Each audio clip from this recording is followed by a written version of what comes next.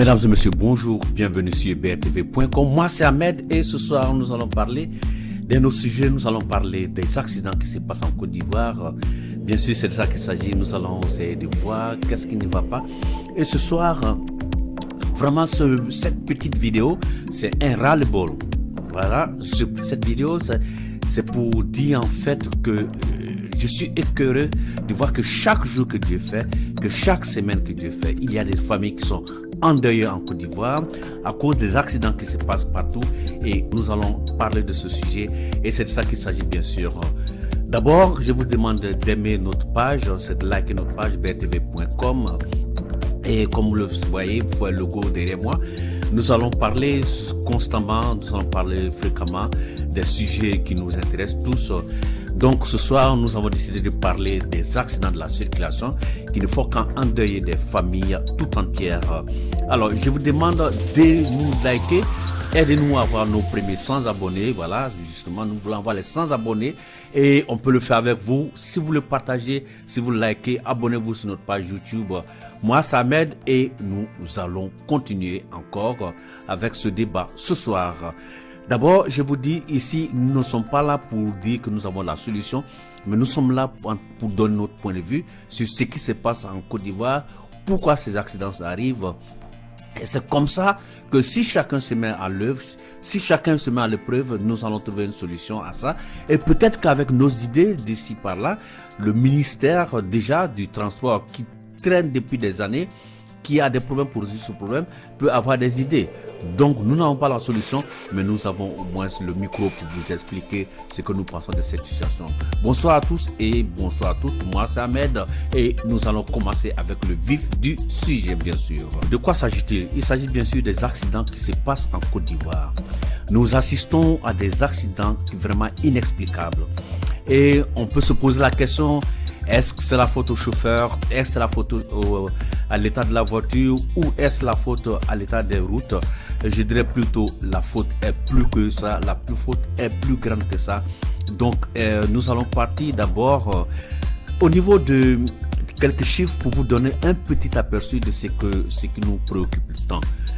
En décembre 2020, en décembre 2020, plus précisément dans la nuit du 24 décembre, il y a eu seulement que dans le district d'Abidjan, plus de 7 morts. Voilà, ce qui est déjà énorme, plus de 7 morts. Et ensuite aussi, tout récemment, en 2021, je dirais aux environs de Pâques, il y a eu plus de 17 morts. Et dans le mois de mai encore, nous sommes là avec beaucoup de morts, plus précisément de 13 morts. Et ça, c'est le plus récent en date déjà. Alors, qu'est-ce qui se passe? Bien vrai que nous voyons le ministère qui prend des décisions, qui veut essayer de faire quelque chose, mais nous nous rendons compte que ce n'est pas encore suffisant. Parce que il y a une décision qui a été prise par le ministre du Transport, c'est-à-dire concernant les permis, et que c'est la gendarmerie qui devait prochainement essayer de surveiller les examens de permis de conduire. C'est une bonne initiative, c'est une bonne idée, mais est-ce que le problème se situe seulement qu'à ce niveau? Le problème va plus loin que ça. Parce que, quoi qu'on dise, déjà, il y a certaines choses qu'il faut mettre en ordre. La Côte d'Ivoire est l'un des rares pays dans le monde entier, je dis bien dans le monde entier, où on donne tout un permis, toute catégorie, où on donne un permis, toute catégorie à une personne qui vient à peine d'avoir son permis. C'est-à-dire, moi qui ai appris à conduire, je viens de finir mon examen, on me donne un permis avec catégorie B, C, D et E. Alors, si on va juridiquement, ça veut dire que moi, avec ce bout de papier dans ma poche, j'ai le droit de conduire partout et j'ai le droit de conduire une petite voiture, j'ai le droit de conduire une remorque et j'ai le droit de conduire même un bus qui transporte plus de 20 personnes. Ça veut dire que ce permis me donne déjà le droit de conduire tout engin, tout véhicule déjà. Et ça, c'est pas bon. C'est pas bon. Il faudrait que le gouvernement décide de classifier les permis. D'abord, on commence par le permis A pour ceux qui veulent passer le permis de la moto. Ensuite, on va vers le permis B. Et du permis B, on va vers le permis C, D et E. Mais on ne peut pas vous donner en un coup comme ça tout un permis permis A, B, C, D. C'est exagéré en plus, c'est exagéré. Et donc, il faudrait que le ministère mette de l'ordre dans ce domaine-là. Parce que c'est pas tout le monde qui a la faculté de pouvoir conduire un gros engin. Donc, si vous avez le permis A, le permis qui est avec 4 catégories, ça veut dire que vous êtes autorisé à conduire, ce qui n'est pas bon. Donc, qu'est-ce qui se passe pour quelqu'un qui n'a même pas fait une auto-école, qui a un permis, qui va avoir une compagnie de transport public ou bien une compagnie de transport privé, et on le prend comme conducteur de car, et il fait des distances. Donc, ce monsieur, il n'a pas les facultés, il n'a pas les aptitudes pour pouvoir conduire tout un car de transport avec plus de 50 personnes à bord. Ça, c'est pas du tout normal. Ça, c'est le premier point que le ministre doit voir. Donc, point 1, la classification des permis de conduire. Alors, point 2, qu'est-ce qu'il faut faire? Le ministère aussi doit essayer de voir les auto-écoles. Parce qu'un moniteur d'auto-école qui conduit une petite voiture n'est pas autorisé à donner un permis aussi important que ça. Je m'explique. Parce que si vous allez dans une auto-école où le moniteur n'est qu'un simple moniteur de voiture catégorie B et que ce dernier fait un examen qui n'est même pas un examen, je n'appelle pas ça un examen, c'est un petit créneau, des gens qui sont assis à côté, quelqu'un qui s'assoit 5 minutes derrière un volant et on lui dit bon ça va, tu as passé le permis, ça c'est pas normal. Et de deux, le permis doit être au même titre qu'un examen d'entrer dans une école supérieure ou bien dans une école primaire ou bien un concours d'entrée en 6e. C'est-à-dire que tant que vous n'avez pas réussi à passer avec brio, on ne doit pas vous donner ce permis de conduire. Alors qu'est-ce qui se passe? On voit qu'on fait les auto-écoles font des publicités, permis 60 pour 1000, permis 50 000. Et il y a des gens qui ne vont même pas dans les auto-écoles, mais qui reçoivent leur permis à la maison parce qu'ils ont payé les 60 000. Ou ils ont payé les 100 000, donc le moniteur déjà, il est content, qu'est-ce qu'il fait? On inscrit permis, le monsieur n'a jamais été à l'auto-école, même un jour. Donc déjà là, il faut contrôler ce point. Nous allons partir avec le troisième point. Le troisième point, c'est quoi? Il faut régulariser ce secteur. Il faut prendre en mesure, il faut prendre des mesures qui peuvent régulariser le secteur du transport. Il faut enlever la politique dans ce secteur-là. C'est parce que si les autorités ne font pas quelque chose, parce que les autorités savent que les électeurs se trouvent dans ce domaine-là, que la majorité des électeurs sont des transporteurs. Donc pour des raisons politiques, les gens ont peur de perdre leur électorat. Alors qu'est-ce qu'ils font? Ils ferment les yeux là-dessus et ils font du n'importe quoi. Et ces jeunes qui deviennent des chauffeurs de cars, des jeunes qui étaient balanceurs, comme on a dit en Côte d'Ivoire, qui deviennent des chauffeurs de cars et qui tuent des gens à longueur de journée.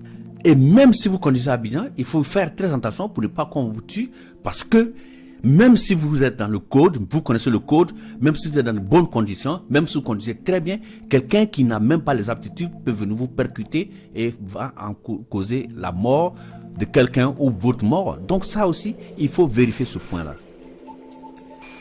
Maintenant, je reste toujours au niveau du ministère pour dire, il faut voir aussi la visite technique. Parce que quoi qu'on dise, la visite technique est déjà l'épine dorsale de tout ce qui se passe au niveau de la conduite des accidents. Parce qu'il y a des véhicules qui n'ont même pas le droit de circuler, mais qui passent les visites techniques avec brio, qui passent les visites techniques sans difficulté. Il est très important que le ministre du Transport et son homologue ministre de l'Intérieur prennent des décisions qui vont dans ce sens.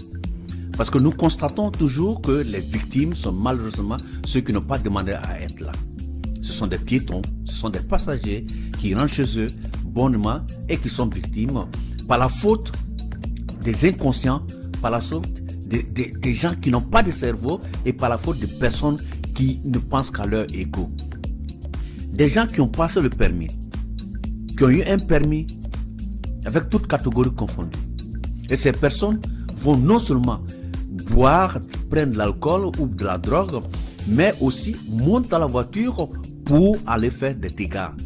Donc il est très important que le ministre du Transport fasse ensemble avec le ministre de la Sécurité intérieure un mea culpa pour se dire, ici, il est temps que nous essayons de faire quelque chose. Il est temps que nous devons agir. Comment agir? D'abord, c'est la répression. La répression dure et simple. Donc, s'il y a un accident, il faudrait qu'on fasse sur le champ un test d'alcool pour voir combien de pourcentage d'alcool il a dans son sang. Est-ce qu'il a bu de l'alcool avant de monter? D'abord, ça c'est la première des choses.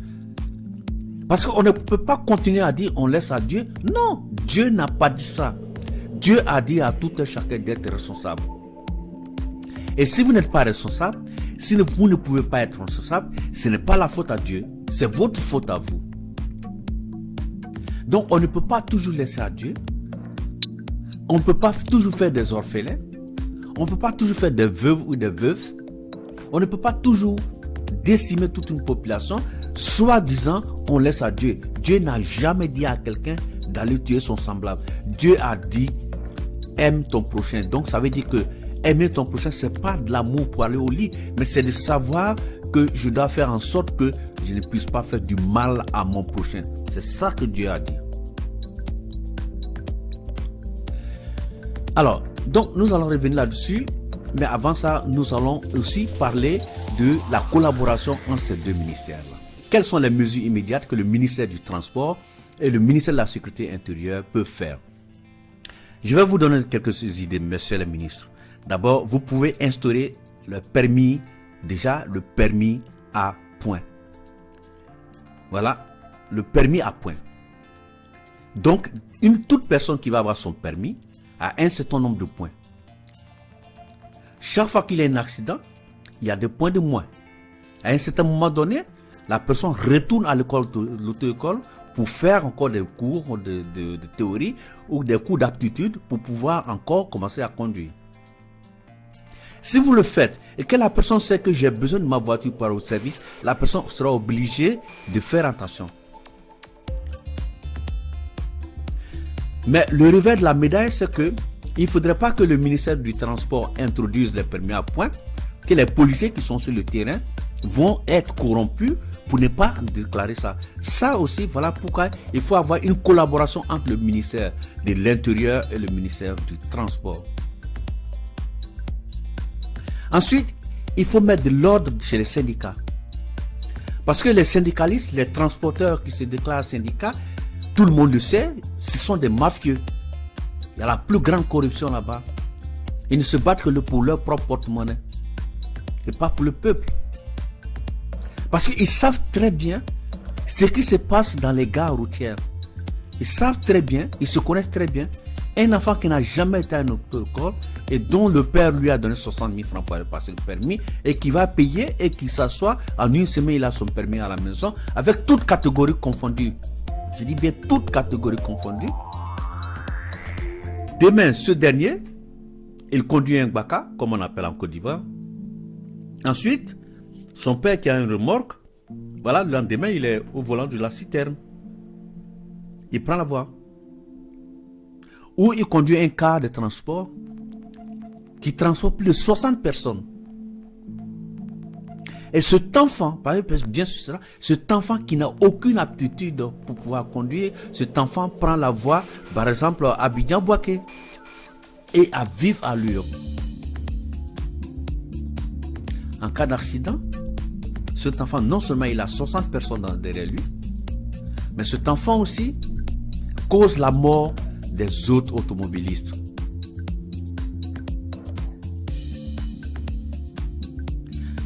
Quand vous voyez que chaque fois qu'il y a un accident, il y a au minimum, je dis bien au minimum 7 morts.